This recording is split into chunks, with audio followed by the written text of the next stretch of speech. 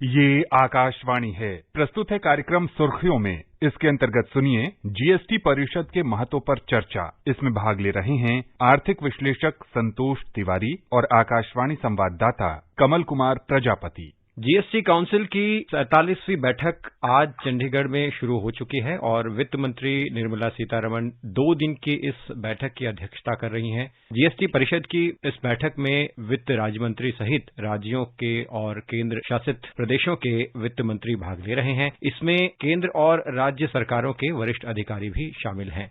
Mister Tiwari, GST council की बैठक का ये संस्करण है, इसके पीछे क्या एजेंडा है और किस तरह से किन मायनों में इस बार की बैठक अहम है? इस बैठक को इस लिहाज से भी देखा जाना चाहिए कि 5 साल इसी हफ्ते जो है वो जीएसटी रिफॉर्म इस देश में जब लागू हुआ वो पूरा हो रहा है जी। और जिस तरह के मुद्दे हैं और जिस तरह के सवाल बैठक में केंद्र सरकार और राज्य सरकारों ने सोच रखा है वो वाइड स्प्रेड है और अलग अलग तरह के इश्यूज से रिलेटेड है, जैसे कि स्टेट कॉम्पनसेशन जो मिलता है जीएसटी को लेकर वो है मुद्दा। कुछ ऐसे एरियाज हैं जिनमें की जीएसटी लगाने की बात है जो कि लग्जरी आइटम्स के तौर पर जिनको देखा जाता है, तो कैसे उस रेट को लगाया जाए उसके बारे में विचार करना है। कुछ ऐसे आइटम्स भी हैं जहां पर की जो कि जरूरी आइटम्स के तौर पर देखे जाते हैं, उन पर रेट को कम करने की या रैशनलाइज करने की भी बात है। और भी कुछ मुद्दे हैं जो कि राज्य सरकार और केंद्र सरकार जो है इस बार की बैठक में खासतौर पर, जबकि एक अहम हफ्ता जो है वो उस समय ये मुलाकात जीएसटी काउंसिल की मीटिंग हो रही है, उसमें तय किया गया है कि इन सारे मुद्दों पर बातचीत होगी और बातचीत के बाद फिर जो है वित्त मंत्री जो है वो फिर लोगों को ब्रीफ करेंगे कि क्या उसका हल निकला, तो जो मुद्दे हैं उन पर कैसी चर्चा हुई और आगे कैसे बढ़े।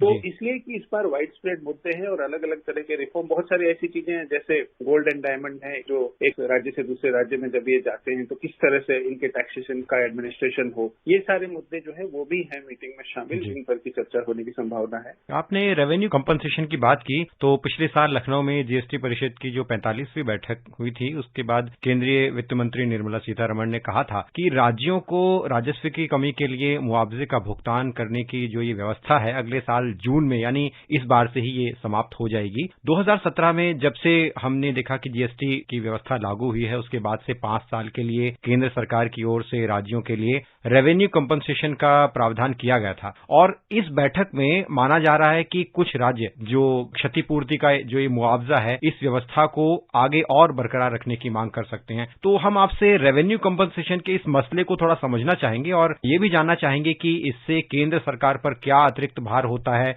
और राज्यों की इस संबंध में क्या मांग है। जीएसटी की व्यवस्था जब लागू हुई थी तो 2 कारण से लागू हुई थी। ये देश के टैक्स रिफॉर्म के इतिहास में सबसे बड़ा रिफॉर्म जो है इसको माना गया था और ये लाना जरूरी भी था। काफी जद्दोजहद के बाद सरकार लागू करने में सफल हुई थी और 2 मुद्दे जो थे वो ये था कि पूरे देश में जो इनडायरेक्ट टैक्सेशन है उसका रेट किसी भी कमोडिटी पर जिस पर वो टैक्स लगता हो वो एक हो। होता ये था पहले कि अलग अलग राज्यों में अलग अलग तरह के टैक्स रेट थे, एक तो वो मुद्दा था। और दूसरा ये था कि जैसे दिल्ली से कन्याकुमारी तक अगर कोई सामान जो है वो जाना है एक राज्य से दूसरे राज्य में जा रहा है तो अलग अलग तरह के टैक्सेस उस पर लगते थे, तो ओवरऑल टैक्स बर्डन जो कंज्यूमर पर होता था वो ज्यादा हो जाता था। अभी जीएसटी व्यवस्था में क्या है कि एक टैक्स रेट जहां दिल्ली से लेकर कन्याकुमारी तक उस पर्टिकुलर कमोडिटी पर होगा और हर अगले स्तर पर जो टैक्स लग रहा है उसका सेट ऑफ जो पिछले लेवल पर जो टैक्स लगा है उससे हो जाता है। सो ओवरऑल रेट जो टैक्सेशन है वो लो होता है, तो ओवरऑल टैक्स बर्डन भी जो है वो कंज्यूमर पर वो लो होता है। ये दोनों चीजों को हल करने के लिए जीएसटी व्यवस्था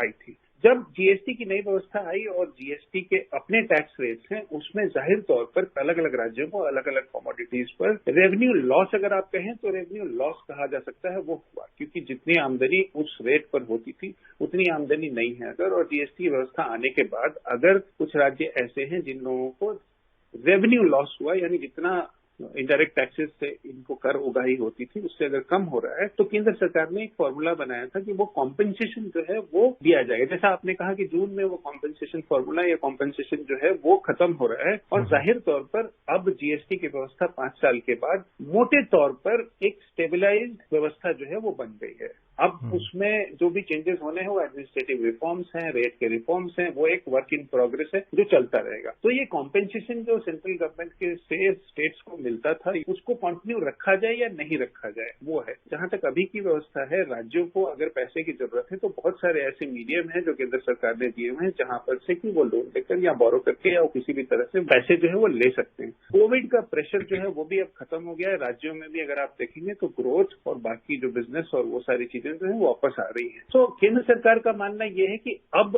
कॉम्पेंसेशन कंटिन्यू करना जो है वो बहुत लाजमी नहीं लगता है या बहुत अच्छी बात नहीं होगी, यहाँ से करना थोड़ा मुश्किल होगा। इसलिए राज्य जो है वो अब एक स्टेबलाइज व्यवस्था में रेवेन्यू लॉस की बात ना करें बल्कि रेवेन्यू प्रोस्पेक्ट की बात करें और जो व्यवस्था है उसी में चलने की कोशिश करें। ये जरूर है, जैसा आपने कहा कि कुछ राज्य जो है वो अभी भी इस बात को उठाएंगे, लेकिन मुझे लगता है कि बातचीत से इस मुद्दे का एक हल निकलेगा जिसमें कि राज्यों को भी और केंद्र सरकार को भी वो एक्सेप्टेबल होगा और यही जीएसटी काउंसिल का पर्पस भी है। कमल, जीएसटी काउंसिल की तरफ से जो राज्य स्तर की समितियां हैं उनकी तरफ से और कॉर्पोरेट सेक्टर की तरफ से भी कई रिकमेंडेशंस आई हैं जिन पर संभावित है चर्चा। जैसे कि अगर हम कुछ उदाहरण लें तो जीएसटी काउंसिल की बैठक में कृत्रिम अंगों और ऑर्थोपेडिक प्रत्यारोपण पर एक समान 5% जीएसटी लगाने पर फैसला हो सकता है, जिसका कि सुझाव जीएसटी काउंसिल ने दिया था। इसके अलावा कुछ संभावित विषय हैं जिनकी अगर हम बात करें तो ऑनलाइन गेमिंग, कैसीनो और हॉर्स रेसिंग पर 28% जीएसटी लगाने पर विचार हो सकता है। जीएसटी काउंसिल में ई कॉमर्स प्लेटफॉर्म का इस्तेमाल करने के लिए जो छोटे व्यवसाय हैं उनको जो जरूरी रजिस्ट्रेशन के मानदंडों से छूट दी जा सकती है। तो आपको क्या लगता है कि जो ऐसे रेकमेंडेड जो बातें हैं उन पर अगर फैसला होता है, निर्णय सामने आता है तो क्या कुछ बदलाव हमें देखने को मिलेगा? पहला जो आइटम है जो आपने बताया कि जैसे मेडिकल इक्विपमेंट जो है या मेडिकल सुविधाओं के लिए जो इस्तेमाल होती हैं चीजें, स्वास्थ्य से रिलेटेड जो भी सुविधाएं हैं या जो आइटम्स हैं उन पर टैक्स रेट जो है उसको रैशनलाइज करके कम करने की बात है, वो एक अच्छा कदम है और मुझे लगता है कि जो रिकमेंडेशन है कमेटी का उसको जीएसटी काउंसिल जो है मानेगी और वो एक जरूरी भी है। लेकिन दो बातें अहम होती हैं टैक्स रेट के तय करने में। एक, जिस आइटम पर टैक्स लगाया जा रहा है वो कितना अहम है जो कंज्यूम कर रहा है। अगर कोई मेडिकल इक्विपमेंट है, कोई जरूरी चीज है जो कि किसी कंज्यूम करने से स्वास्थ्य में हेल्प होगा, उस तरह की चीजें हैं तो उस पर जो टैक्स रेट है वो कम होना चाहिए। जाहिर तौर पर अगर 12% से अगर उसको 5% करना है तो वो एक जायज चीज है जो कि जीएसटी काउंसिल जो है उस चीज को मानेगी जरूर।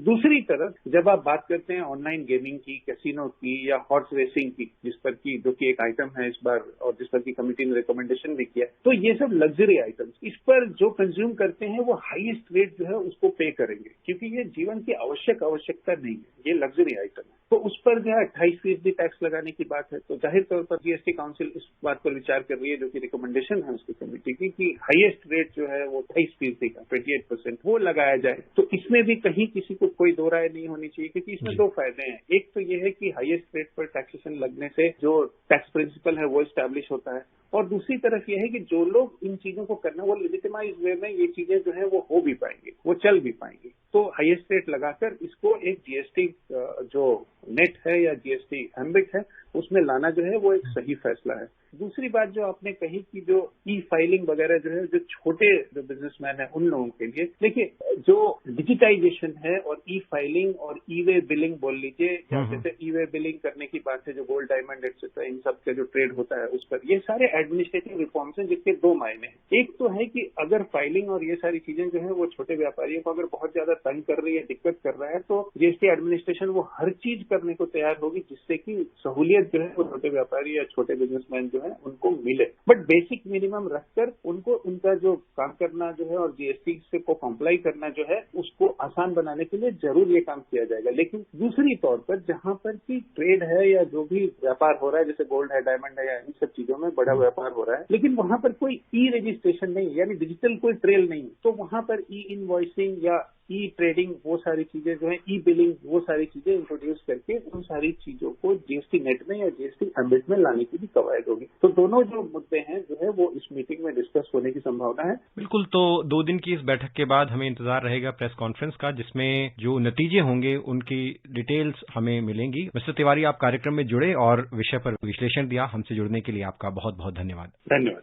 अभी आप सुन रहे थे जीएसटी परिषद के महत्व पर चर्चा। इसमें भाग ले रहे थे आर्थिक विश्लेषक संतोष तिवारी और आकाशवाणी संवाददाता कमल कुमार प्रजापति। ये कार्यक्रम आकाशवाणी के समाचार सेवा प्रभाग द्वारा प्रस्तुत किया गया। इसे आप हमारे mobile app news on AIR और YouTube channel news on AIR official पर भी सुन सकते हैं। इस कार्यक्रम के संबंध में अपनी प्रतिक्रिया आप हमें ईमेल कर सकते हैं। पता है airnsdtalks@gmail.com। ये कार्यक्रम फिर से सुनने के लिए लॉग ऑन करें हमारी वेबसाइट newsonair.nic.in।